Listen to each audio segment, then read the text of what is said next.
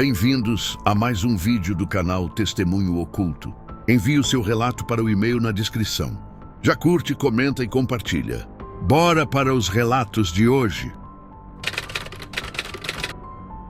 Eu não acredito em sobrenatural. Pelo menos não acreditava. Sou enfermeiro há 12 anos. Você aprende a ver o corpo humano como uma máquina. Às vezes ela quebra, às vezes o combustível acaba. No hospital, a morte tem cheiro de antisséptico e o som de um monitor cardíaco parando. É clínico, é frio, Mas o que aconteceu na ala sul do Hospital Santa Cecília, no inverno de 2023? Aquilo não foi clínico. Eram 3 da manhã. Sabe aquele silêncio que parece ter peso? A luz do corredor estava com aquele zumbido elétrico intermitente. Eu estava sozinho no posto de enfermagem. Meus colegas tinham descido para o café. De repente, o painel de chamadas acendeu. Meu estômago deu um nó. O 412 estava vazio. O paciente, um senhor chamado Sr. Arnaldo, tinha falecido às 21 horas. Eu mesmo fechei o prontuário. Eu mesmo ajudei a equipe do necrotério. Caminhei até lá. Meus passos ecoavam no linóleo. Eu dizia a mim mesmo: é curto-circuito, é a umidade. Mas ao chegar na porta, vi que ela estava entreaberta. Um filete de luz saía de dentro. Entrei. O quarto estava gelado, muito mais que o corredor, e foi aí que eu ouvi. Clec, clec, clec. Era o som do regulador de fluxo de oxigênio. Alguém o tinha girado no máximo. A máscara de nebulização estava balançando sobre a cama vazia, expelindo aquele vapor frio, como se houvesse um rosto invisível ali, respirando. Eu estiquei a mão para desligar, sentindo meus dedos tremerem tanto que mal conseguia segurar o botão. Quando finalmente fechei a válvula, o silêncio que se seguiu foi pior. No reflexo do vidro da janela, eu não vi apenas o meu rosto pálido. Atrás de mim, na poltrona de acompanhante que deveria estar vazia, vi a depressão no estofado, como se alguém tivesse acabado de se sentar. Está na hora do remédio? Uma voz seca como papel raspando no chão pareceu vir de lugar nenhum e de todos os lugares ao mesmo tempo. Eu saí dali. Não corri, porque o protocolo não permite, mas meu coração batia na garganta. Tentei usar o elevador de serviço, mas ele estava parado no subsolo. Fui para a escada de emergência. Foi o meu maior erro. Enquanto descia os degraus, ouvi passos acima de mim. Não eram passos de sapatos de borracha de hospital, eram passos de pés descalços, batendo secos no cimento. Pá, pá, pá. Eu parei. Os passos pararam. Eu desci mais 2 degraus. Os passos desceram 2 degraus. Quem está aí? Eu gritei. Minha voz saiu aguda, revelando todo o meu pavor. Ninguém respondeu, mas o cheiro mudou. O cheiro de álcool desapareceu e foi substituído por um odor de terra molhada e flores podres. Olhei pelo vão da escada para o andar de cima. Havia uma mão agarrada ao corrimão. Uma mão cinzenta, com as unhas escurecidas e uma pulseira de identificação hospitalar balançando no pulso. A pulseira era branca. Pacientes que já partiram não usam pulseira branca. Consegui chegar ao andar principal, tropeçando nas minhas próprias pernas, o suor frio escorrendo pelas costas. Quando cheguei ao posto de enfermagem, minha colega, Marta, já tinha voltado. Você está pálido, o que foi? Ela perguntou preocupada. Eu não conseguia falar. Apenas apontei para o monitor das câmeras de segurança. Ela olhou e franziu a testa. No monitor do corredor 4, onde eu acabara de estar, as luzes estavam apagando uma a uma, em sequência, como se algo estivesse caminhando e apagando a existência por onde passava. Então, o telefone do posto tocou. Marta atendeu no viva voz. Não havia voz do outro lado. Apenas o som rítmico de um pulmão mecânico e o bip, bip, bip constante de um eletrocardiograma em linha reta. O som da morte absoluta. Eu pedi demissão na manhã seguinte. Dizem que hospitais são lugares de cura, mas ninguém fala sobre a energia que fica retida naquelas paredes. Milhares de pessoas dão seu último suspiro ali. Às vezes, o último suspiro não quer sair. Ele quer ficar. Ele quer companhia.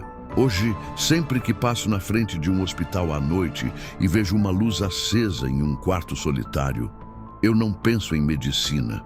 Eu penso em quem ou no que está ali, esperando pelo próximo turno. O chamado silencioso do necrotério.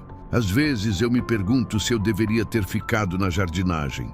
Cheiro de terra, o silêncio das plantas. Mas não, eu escolhi a medicina. E a medicina me trouxe para cá, para o turno da noite, no Hospital São Judas. Meu nome é Daniel. Eu sou técnico de necropsia. É um trabalho peculiar. Você se acostuma com a frieza, com o cheiro metálico, com o peso dos lençóis. A morte é uma constante ali. Mas há uma diferença entre a morte e a permanência. E foi a permanência que me quebrou. Era uma terça-feira chuvosa. O barulho da chuva batendo nas clarabóias do necrotério era o único som que quebrava o silêncio pesado. Eu estava preenchendo fichas, os dedos duros de frio, mesmo com o aquecimento ligado. Meu colega, o Dr. Almeida, estava em casa de plantão. Eu estava sozinho, completamente sozinho. Às 02h17 da manhã, o interfone tocou. Um som estridente no meio do silêncio. Eu atendi. Daniel, sou eu, a enfermeira-chefe do 6º andar. Precisamos descer o corpo da senhora Helena, falecimento recente. Pode esperar a equipe? Senhora Helena, eu a conhecia, uma paciente idosa, lúcida até o fim, mas com uma doença degenerativa terminal. Sempre gentil, com um sorriso fraco. Claro, estou esperando, eu disse, e desliguei. 20 minutos se passaram, 40, 1 hora. Nenhuma equipe desceu. Comecei a ficar inquieto. Liguei para o 6º andar. Ninguém atendeu. Liguei para a portaria. A equipe do 6º andar desceu com o corpo da senhora Helena, senhor Daniel? Não, senhor, ninguém desceu. O elevador de serviço está parado no 6º andar. Tivemos um problema com a trava, respondeu o porteiro. Eu senti um frio que não vinha do ar-condicionado. Se a equipe não desceu, quem me ligou? E mais importante, por que me ligaram sobre a senhora Helena? Foi então que eu a ouvi. Uma melodia, uma canção de ninar antiga, suave, vinda de um dos armários refrigerados. Não do lado de fora do armário, mas de dentro. O necrotério tem 10 armários, todos numerados. Eu conheço o conteúdo de cada um. O armário 7 estava vazio. Pelo menos deveria estar. Eu o tinha higienizado na semana anterior. Meus pés se arrastaram pelo chão molhado. Eu sentia meu próprio coração bater contra as costelas, uma bateria descompassada. A melodia ficava mais alta, mais nítida. Era a canção que a senhora Helena cantava para as enfermeiras, eu me lembrava, quando estava agitada. Eu parei em frente ao armário 7. A porta estava embaçada pelo gelo, mas eu podia sentir um leve tremor vindo de dentro. A canção de ninar. Apertei o botão da maçaneta. O clique de liberação do vácuo soou como um tiro. A porta se abriu lentamente, revelando a escuridão úmida lá dentro. Não havia nada, apenas o cheiro gélido do vazio. Mas então, a canção parou. E uma voz, a voz da senhora Helena, sussurrou tão perto do meu ouvido que eu senti o ar frio em minha pele. Finalmente, você chegou. Eu gritei. Um grito primário de puro terror. Caí para trás, batendo a cabeça na maca de autópsia. A dor foi imensa, mas o pânico era maior. Corri. Corri como nunca tinha corrido na minha vida, tropeçando nas minhas pernas, desesperado para sair dali. Abri a porta de emergência do necrotério e disparei pelo corredor deserto. As luzes do corredor começaram a piscar. Não piscar de defeito, mas um padrão, uma sequência, 2 piscadas longas, uma curta, 2 longas. Era o código Morse. SOS. Cheguei ao elevador de serviço. Apertei o botão para o térreo. Ele desceu para no 6º andar. A porta se abriu. O elevador estava vazio, mas a maca que leva os corpos, estava lá dentro, impecavelmente arrumada, e sobre ela um lençol branco dobrado como se tivesse acabado de ser usado, e em cima do lençol a pulseira de identificação da senhora Helena, com seu nome. Eu não sei como saí do hospital naquela noite. Lembro-me de ter chegado em casa sob a chuva torrencial, tremendo incontrolavelmente, incapaz de articular uma palavra. No dia seguinte, voltei. Não podia simplesmente ir embora. O Dr. Almeida me encontrou. Você está horrível, Daniel. Parece que viu um fantasma. Eu olhei para ele, os olhos marejados. Você não vai acreditar em mim, doutor. Ele balançou a cabeça. Eu vi a pulseira da senhora Helena no elevador de serviço esta manhã. E o zelador disse que encontrou a porta do armário 7 do necrotério aberta. Ele jurou que a tinha fechado. Ele me deu um tapinha no ombro. Algumas coisas, Daniel, não têm explicação científica, especialmente em um lugar como este. Hoje, eu ainda trabalho no São Judas, mas nunca mais desci ao necrotétero sozinho à noite. E sempre que o interfone toca no meio da madrugada, ou quando a chuva bate nas janelas, eu me pego esperando por aquela melodia. Porque a senhora Helena não se foi completamente. Alguma parte dela ficou. E às vezes, quando o hospital está em seu silêncio mais profundo, eu sinto que ela está ali, cantando sua canção de ninar. Para quem? Eu não sei, mas sinto que ela ainda está esperando. O quarto de brinquedos no subsolo. Eu sempre pensei que a pior parte de trabalhar em um hospital pediátrico seria lidar com a tristeza, com a doença das crianças, com a dor dos pais. Eu estava errada. A pior parte é lidar com o que fica depois que a tristeza vai embora. Meu nome é Júlia, eu sou psicóloga infantil e há 10 anos trabalho no Hospital da Criança Esperança. Meu trabalho é oferecer conforto, brincadeiras, um escape para esses pequenos guerreiros. Mas há um lugar que eu evito a todo custo, o antigo subsolo. Há uns 5 anos, a direção decidiu que precisávamos de um novo quarto de brinquedos. Um espaço maior, mais moderno. A decisão foi reformar uma antiga área no subsolo, que antes era usada como depósito. Era um espaço úmido, frio, com um cheiro persistente de mofo e desinfetante antigo. Eu, pessoalmente, não gostei da ideia, mas os fundos já estavam alocados. A reforma começou. Durante as obras, ouvi as histórias dos pedreiros. Sons estranhos vindos de dentro das paredes, ferramentas que sumiam e apareciam em lugares diferentes, luzes que piscavam sozinhas. Eu ignorei. Obra velha é assim, pensei. O quarto ficou lindo. Cores vibrantes, brinquedos educativos, uma televisão grande, mas algo nele não se encaixava. Meu turno era geralmente à tarde, mas às vezes eu ficava até mais tarde para atender algum caso de emergência ou para organizar o quarto de brinquedos. Foi em uma dessas noites, por volta das 21 horas, que tudo começou. Eu estava arrumando os blocos de montar. O quarto estava silencioso, exceto pelo zumbido do ar-condicionado. De repente senti o cheiro. Não era o cheiro do hospital, nem o cheiro dos brinquedos novos. Era um cheiro adocicado, talco de bebê, aquele cheiro específico de criança limpa e recém-trocada. Então, as risadas infantis, baixas, suaves, mas inconfundíveis, parecia que vinham do armário de bonecas. Eu me virei. O armário estava fechado. A porta não tinha um vidro, então não dava para ver nada dentro. Olá? Eu chamei, minha voz um pouco mais alta do que o normal. As risadas pararam abruptamente. O silêncio voltou. Mas o cheiro de talco permaneceu intenso. Eu abri o armário, vazio, apenas as prateleiras com bonecas e ursinhos de pelúcia. Fechei o armário e decidi que estava imaginando coisas. Fui embora dali, sentindo um arrepio na nuca. Na manhã seguinte, voltei ao quarto de brinquedos. Uma das brinquedotecas da manhã me abordou, pálida. Júlia, você se lembra do carrinho elétrico que a doutora Lúcia trouxe? Eu me lembrava. Um carrinho vermelho com luzes e som. Ele ficava na prateleira mais alta, desligado. As pilhas estavam guardadas separadamente para evitar que as crianças o ligassem sem supervisão. Sim, o que tem ele?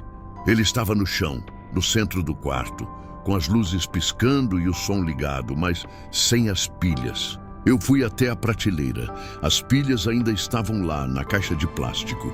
Fui até o carrinho. Ele estava lá, no chão, completamente desligado agora.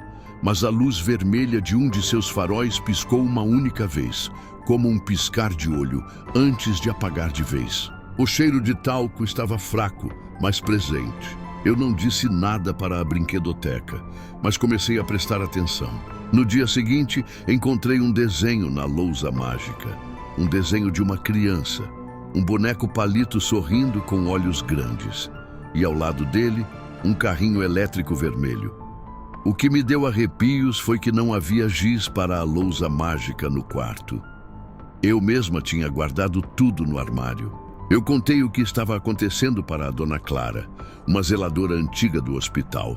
Ela era um poço de histórias e lendas urbanas locais. Ela me ouviu atentamente, balançando a cabeça. Ah, o subsolo, ela suspirou. Muitos anos atrás, antes do hospital ser o que é hoje, essa parte do subsolo era onde ficavam as crianças com as doenças mais graves, sabe? As que não tinham muita chance. E teve uma menininha chamada Sofia. Ela amava carrinhos e o cheiro dela, sempre de talco. Dona Clara fez uma pausa e me olhou seriamente. Ela queria um carrinho elétrico, mas nunca teve, não teve tempo. Aquilo me assombrou. As risadas, o talco, o carrinho. Era Sofia, ela estava ali. Uma noite, eu estava novamente no quarto de brinquedos, organizando algumas coisas. Estava completamente sozinha. A porta de segurança do subsolo estava trancada. Eu ouvi. Não eram risadas agora. Era um choro suave, intermitente, como o de uma criança, vindo de debaixo da mesa de atividades. Eu me ajoelhei. Meu coração batia tão forte que achei que ia sair pela boca. Não havia nada, mas o choro continuou. E então uma voz, a voz de uma menina pequena. Eu estou com frio. Eu quero brincar com meu carrinho. Eu me levantei, as lágrimas escorrendo pelo meu rosto. Peguei o carrinho elétrico vermelho, aquele mesmo que tinha as pilhas guardadas. Eu abri o compartimento, peguei as pilhas da minha bolsa, as mesmas que eu tinha guardado naquele dia, e as coloquei no carrinho. Liguei o botão. As luzes piscaram. O carrinho fez seu barulho característico e eu o coloquei no chão, bem no centro do quarto. O choro parou. E em vez dele, eu ouvi risadas. Aquelas risadas suaves e infantis. Eram diferentes agora. Eram risadas de alegria. Eu nunca mais desliguei aquele carrinho. As pilhas duravam uma noite inteira e quando acabavam, eu as substituía. As brinquedotecas me olhavam torto, mas ninguém perguntava. O cheiro de talco nunca mais foi tão forte quanto antes. Às vezes, quando o hospital está em silêncio e eu passo perto do quarto de brinquedos à noite, eu vejo o carrinho elétrico sozinho no meio do quarto, com suas luzes piscando suavemente. E eu sinto uma pontada de tristeza, mas também de paz. Sofia queria brincar, e eu finalmente deixei que ela brincasse. O espelho quebrado do quarto 307. Eu sou João, sou auxiliar de serviços gerais. Limpo corredores, banheiros, quartos, lugares onde a vida é celebrada, chorada e, às vezes, onde ela não vai embora. Passei a maior parte da minha vida varrendo e esfregando os pecados e as esperanças de outros. E foi assim, com um rodo na mão, que eu conheci o quarto 307. O Hospital Bom Samaritano é um prédio antigo. Tão antigo que algumas partes parecem respirar uma história própria, pesada, quase visível. O terceiro andar era o mais silencioso. Geralmente, pacientes em recuperação longa ou em cuidados paliativos. Meu turno noturno começava às 23h. O silêncio era meu único companheiro. Meu walkie-talkie raramente apitava. Uma noite, recebi um chamado da enfermeira-chefe, senhora Carla. João, preciso que você dê uma atenção especial ao quarto 307. O paciente anterior teve alta.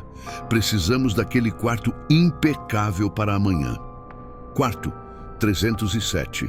Eu sabia que ele era o último quarto daquele corredor, sempre com uma luz um pouco mais fraca. Eu já tinha ouvido histórias sobre ele, sussurros entre os funcionários mais antigos. Diziam que coisas estranhas aconteciam lá. Mas eu era prático. Mofo, vazamento, instalação velha. Sempre uma explicação. Entrei no quarto.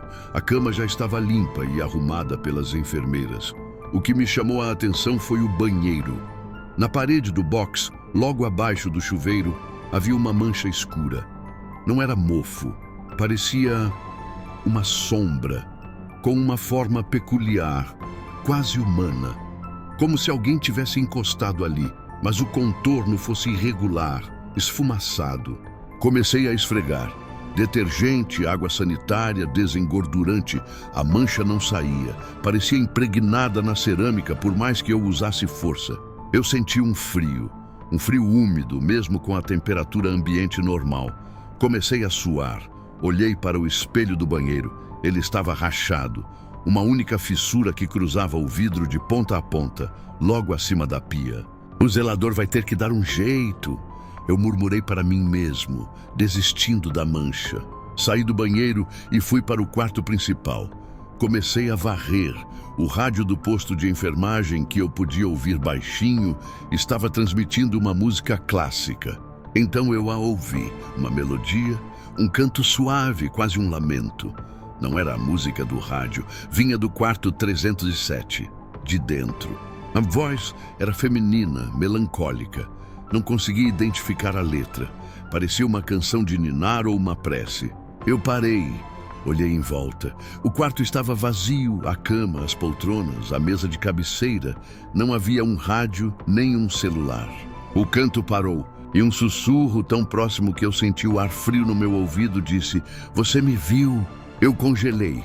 Meus músculos travaram. A vassoura caiu da minha mão, fazendo um barulho estridente no chão de linóleo. Corri para a porta, desajeitadamente. Cheguei ao posto de enfermagem, ofegante. A senhora Carla me olhou assustada. "João, o que houve? Você está branco como um fantasma." Eu não conseguia falar. Apenas apontei, trêmulo, para o corredor do quarto 307. Ela ligou para a segurança, mas antes que pudessem sequer se mover, ouvimos um som. Crack. Era o som de vidro se quebrando ainda mais, vindo do quarto 307. A senhora Carla, mais corajosa que eu, pegou uma lanterna e foi na frente. Eu, cambaleando, fui logo atrás. Quando chegamos ao quarto, a cena me gelou a alma. O espelho do banheiro estava completamente estraçalhado. Milhares de pedacinhos de vidro no chão. E bem no meio da parede, onde antes estava a fissura, agora havia uma imagem clara, formada pelos cacos restantes. Um rosto feminino, com os olhos vazios e a boca aberta em um grito silencioso. A mancha no box do banheiro havia crescido. Parecia mais escura, mais densa. E então, o rádio do posto de enfermagem, que estava transmitindo música clássica, mudou. A estação foi alterada. E a mesma melodia melancólica, aquele canto que eu ouvi no quarto vazio, começou a tocar. Vinda do rádio do posto, alto e claro. A senhora Carla desmaiou. Depois daquela noite, o quarto 307 foi lacrado. Ninguém mais entrava lá. A enfermeira-chefe se aposentou. Eu fui transferido para o turno da manhã em outro setor do hospital. Mas eu nunca me esqueci. Eu comecei a pesquisar nos arquivos antigos e encontrei a história. O quarto 307, há décadas, foi o local onde uma paciente, uma jovem mulher chamada Lúcia, com uma doença mental grave, foi internada. Ela era obcecada pelo seu reflexo no espelho.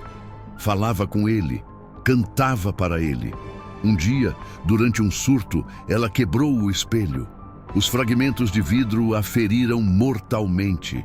Ela foi encontrada morta, deitada no chão do banheiro, com uma das mãos estendida para o espelho quebrado, como se tentasse tocar seu próprio reflexo uma última vez. A mancha no box era dela. E o canto era a sua canção de ninar para si mesma. Hoje eu não olho mais para espelhos com a mesma tranquilidade, especialmente o meu, porque às vezes, quando a luz está fraca no meu banheiro e o silêncio da noite é profundo, eu vejo uma pequena sombra escura no canto do meu próprio espelho e eu sinto o frio. E me pergunto, será que Lúcia está cantando para mim agora? Será que ela ainda procura seu reflexo? E será que um dia aquela mancha vai crescer até que eu também seja uma parte da história silenciosa do quarto 307? Eu só sei que no hospital algumas histórias nunca se apagam. Elas ficam, elas se refletem e elas nunca te deixam em paz.